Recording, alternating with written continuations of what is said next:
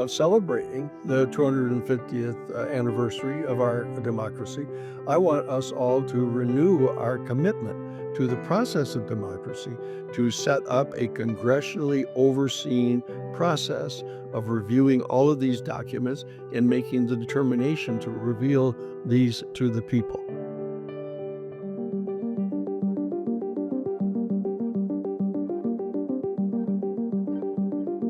My name is Danny Sheehan. I'm a constitutional litigator who's worked some of the most important cases in modern American history. From Pentagon Papers, the Watergate scandal, to Iran-Contra. My legal career has led me now to this pivotal moment. As our human family confronts the implications of the existence here on our planet of extraterrestrial or extra-dimensional non-human species. I will be your guide as we dive into the profound philosophical, theological, and public policy questions pertaining to the UFO phenomenon, alien life, and the citizen movement for disclosure. This is the Full Disclosure Podcast, coming to you from the New Paradigm Institute on SpectraVision Radio.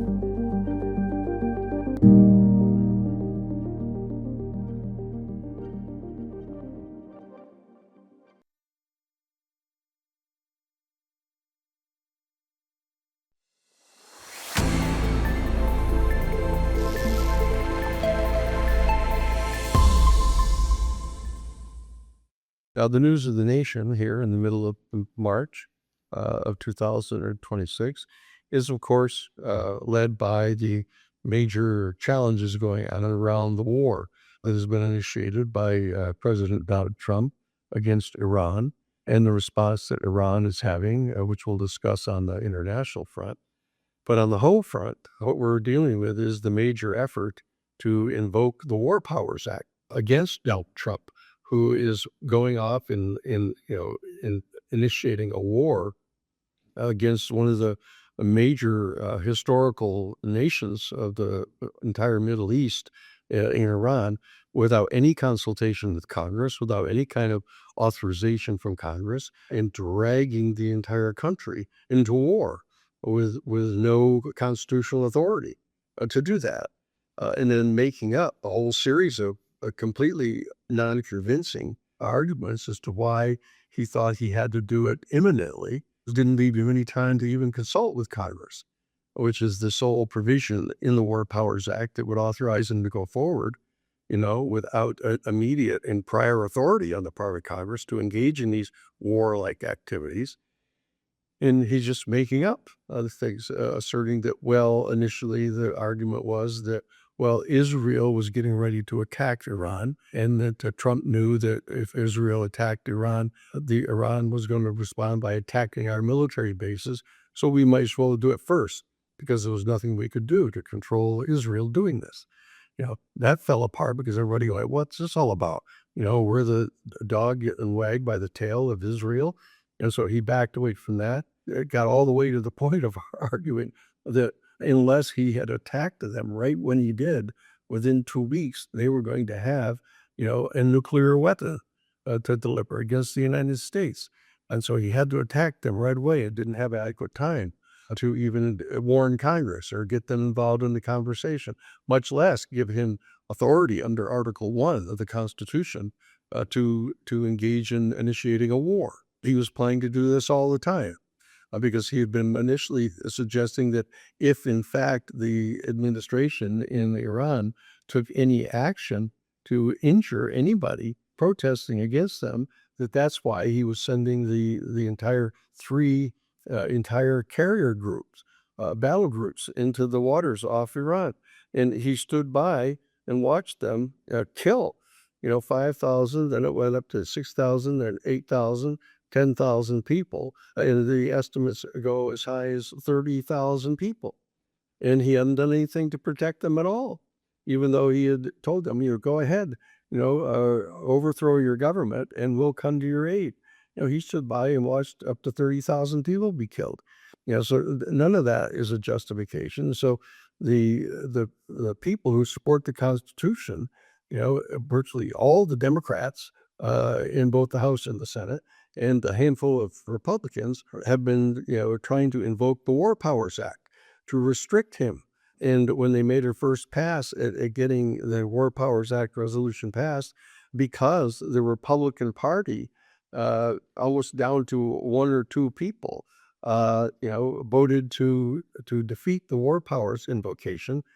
Trump has now cited that as the authorization on the part of Congress as a substitute for the declaration of a war, to be his authority to continue to go forward. And therefore, he doesn't even have to abide by the 60-day rule that's in the War Powers Act. That if he had to do it on an actually imminent threat of danger, he'd have to cease and desist from any kind of military activity, unless after a period of 60 days, the Congress had actually affirmatively authorized him by a declaration of war to continue the military activity. Of course, the major problem is now that Trump feels that he's been authorized and he's getting away with doing it in the face of a kind of a limpid Congress, under the control of the Republican Party, which is intimidated by him. He's now, talking about engaging in potential military action against Cuba. And he's imposes a total blockade against Cuba, cutting them off from all of their energy supplies, and is trying to basically starve them out. And he did the same kind of thing against Venezuela, attacking them with no authorization from Congress. There's still a discussion going on about the potential threat of him using military force to take over Greenland. I mean, this preposterous situation obtains here in the United States domestically, and everybody's talking about it all this past week. The other major story, of course, is going on is the Jeffrey Epstein, the demand on the part of the Congress passing a resolution in the face of the opposition of the administration and in the face of the opposition of the Republican Party leadership. In the House of Representatives, the Speaker of the House, Michael Johnson, absolutely refused to even put on the floor for a vote a resolution that was proposed in Congress to have a transparency, the Epstein Transparency Act, to demand that the executive branch turn over, and the Justice Department particularly, turn over all of their documents to the Congress so they could review them all. They were in complete defiance of that, and the Speaker of the Republican Speaker of the House, Mike Johnson, refused to even put that bill on the floor, so that they had to go to the point of having to pass a discharge petition, of getting it signed by a majority of the members of the 435 members of the House, and they finally got it passed.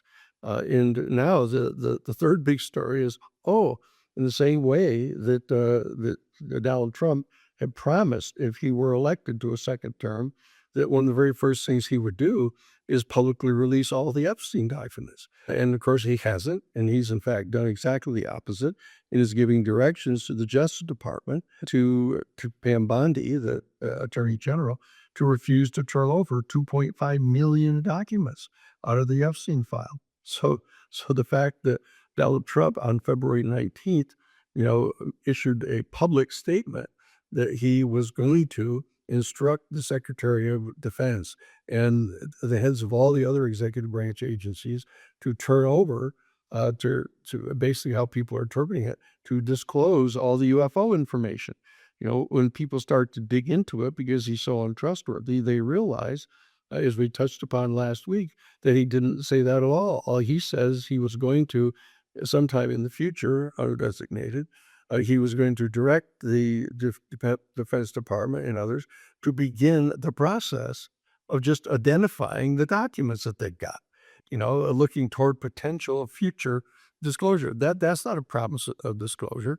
So that whole conversation has been going on all this week, of course, in the larger context of all the information about the war. And now the information is coming out this week that Russia has been providing intelligence data from the satellites and their other surveillance techniques to the Iranian government, identifying the troop movement of all of our people in the Middle East basin, so they can be attacked by the rockets from Iran. Now, this, of course, is dragging Russia into the potential fray. This is mayhem that's breaking out here.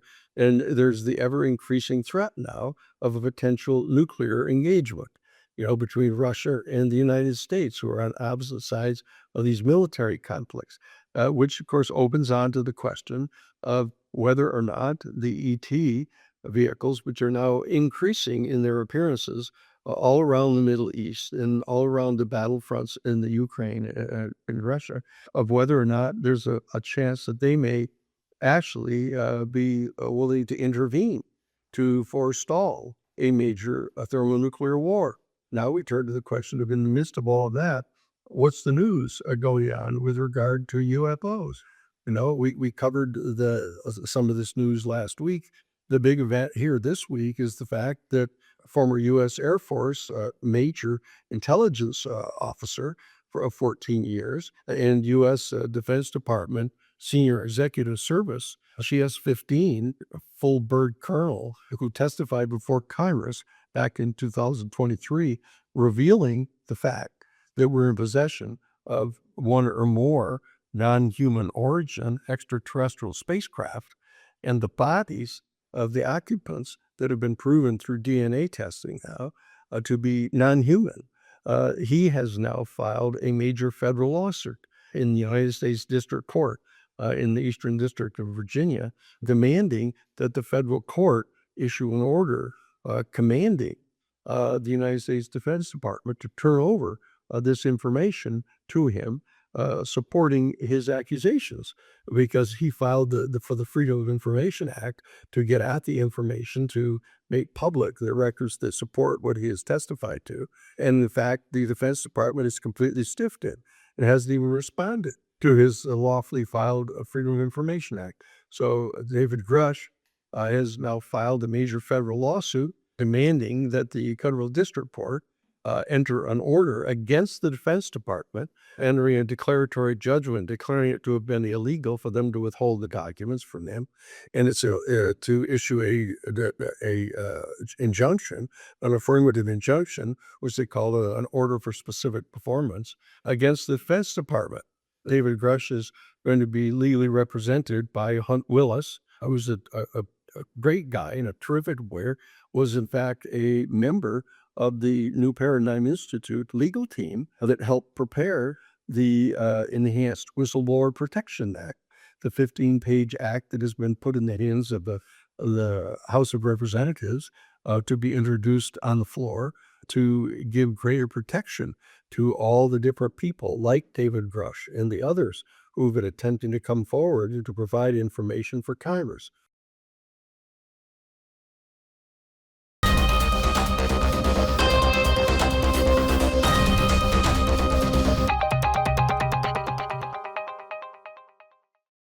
Is the judgment of our New Paradigm Institute that we as a human species stand right on the very brink of evolving into the next step, of our ever upward ascending biological evolution. The greatest minds of our human family now are all talking about the fact that we're facing the next step in evolution as we're preparing to move out into the stars through our exploration of extraterrestrial space.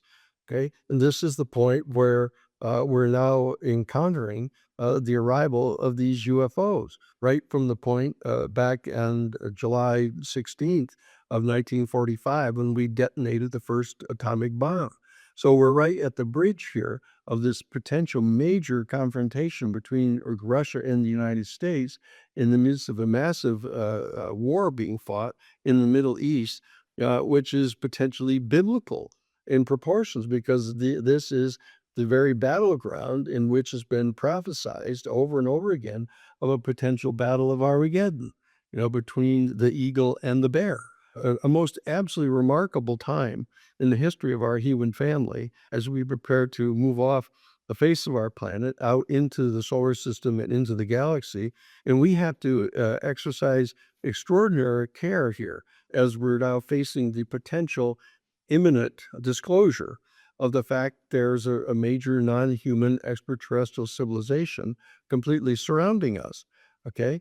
So the next 10-year period, 7-year period, probably, because that's what the statute calls for, is the public revelation of this information over a 7-year period. So this next 7-year period is going to be an absolutely extraordinary period, because we're going to be establishing the protocols and the rules and regulations governing our relationship with this extraterrestrial non-human civilization, over the next 10,000 year period, as we evolve up into this next stage of our biological evolution. And this entire process can go two different ways of our working out our relationship with this extraterrestrial civilization. It can, in fact, move toward love and trust and ultimate success of our entire human experiment with democracy and free will and self-governance, which we're championing pursuant to our Constitution following our revolution in 1776, or it could go very badly, toward fear and distrust and military conflict, continuing massive military conflict being threatened on our planet against each other, and even the potential conflict with the extraterrestrial civilization, as people in the military and the intelligence community are prepared to try to figure out how they can take these people on, these beings on, as a potential threat to our national security. So this process is playing itself out here in the United States Capitol daily, with these efforts to get the full disclosure made and the efforts to resist it. I want to read a couple very, very famous observations that were made in the year 1776 in preparation for our celebration of the 250th anniversary. The first of the readings is from the very famous novel by Charles Dickens, where he's addressing the year 1776 in The Tale of Two Cities. And it goes this way, and I want you to listen. This is written about the year 1776, okay? And it opens with this. It was the best of times. It was the worst of times. It was the age of wisdom. It was the age of foolishness. It was the epoch of belief. And it was the epoch of incredulity. It was the season of light. It was the season of darkness. It was the spring of hope, but it was the winter of despair. We had everything to look forward to before us, and we had nothing to look forward to before us. We were all on our pathway to heaven, or we were all on our way to hell. In short, that period was so far like the present period that some of its most, the noisiest authorities insisted that that period could be received and understood for either good or evil only in the most superlative degree of comparison of the one to another. And he goes on to characterize the year 1776. The city tradesmen of the capital city by day were the highwaymen and robbers in the darkness of the night. And one such robber, being recognized and challenged by the citizens whom he had stooped to try to rob, in his character as the captain, they gallantly shot him through the head and rode away. The commerce was being waylaid on the highways, and even the Lord Mayor was ordered to stand and deliver by one such highwayman, while the prisoners fought battles against their turnkeys, and the majesty of the law itself fired blunderbusses into the crowds of citizens loaded with rounds of shot and ball, as the musketeers were sent out into the villagers of the people, allegedly to search for contraband. So the mob set upon the musketeers, and the musketeers fired upon the mob, and nobody thought that these occurrences to be much out of the common of the day. This is all the condition that obtained in 1776 prior to the French Revolution in 1789. Okay. At the same time, talking about the year 1776 in the United States, Thomas Paine, in his famous pamphlet called The American Crisis in 1776, said this: "These are the times that try men's souls. The summer soldier and the sunshine patriot will, in this crisis, surely shirk from their service to their country. but he who stands now will deserve the love and respect of their fellow men and women in the future. For tyranny is not easily conquered, yet we have this consolation that the harder the conflict, the more glorious will be the triumph. What we obtain too cheaply, we surely esteem too lightly. Heaven knows how to put the proper price upon its sacred goods, for it would be strange indeed if so celebrated an article as our human freedom should not be highly rated. What I'm suggesting is that the attitude that people had about what was going on in 1776 is suggestive of the kind of things that are going on today, with the military and ICE people and Border Patrol people being set out into the people and the population. And when the people try to organize against them, they're being fired upon and killed.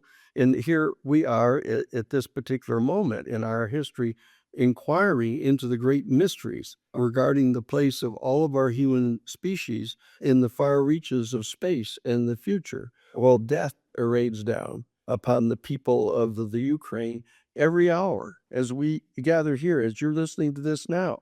The death is being pouring in from the skies, from Russia into the Ukraine, and they're pouring onto the people of Israel from Iran, and pouring onto the people in Iran from Israel, and pouring onto the 8 other countries all through the Middle East. And the most powerful armada in the history of the world has been deployed by an irresponsible president who was acting in defiance of the Constitution to engage in this kind of military activity. And still, hundreds of thousands lay dead, still in Gaza. So what are we to make of this particular moment in our human history when we ponder the discovery of the non-human origin of an extraterrestrial spacecraft that we're in possession of, and exploring to figure out what to do with this extraordinary technology that has fallen upon our planet? We know that we have 2 bills that are presently being considered by the United States Congress to potentially pass a bill to ultimately compel the executive branch to turn over the information about UFOs to the Congress itself. And there's now actually a proposal that's been made to Congress that the Congress itself take the initiative to set up a panel, a board of review, to review all of this information and to pass a statute that directly commands the immediate turning over of all of this information to the National Archives. And there's a major citizens movement going on here in the United States, organizing the people through the Citizens for Disclosure. The New Paradigm Institute is engaged in that activity. Many of you who are listening to this particular podcast are active members of that. We have members now in 35 of the 50 states. And when we complete this process by Easter or so, and we are going to be turning to organize Citizens for Disclosure groups in all 435 congressional districts. But at the same time, there is major pushback still continuing against this movement from the people that are in partnership, basically, with the private aerospace corporations, who are still continuing to help keep this secret so that they can potentially secure some kind of patent on the technology that they're recovering from the spacecraft. But there's also the citizens ourselves, in the true sense of the uprising against the elite and authority, that are actively going about trying to reach out and establish direct telepathic contact with the crafts, the UFO crafts and their occupants. And so we at the New Paradigm Institute heartily endorse this effort on the part of people to reach out and establish citizen diplomacy, being to being, with the extraterrestrial occupants of the UFOs.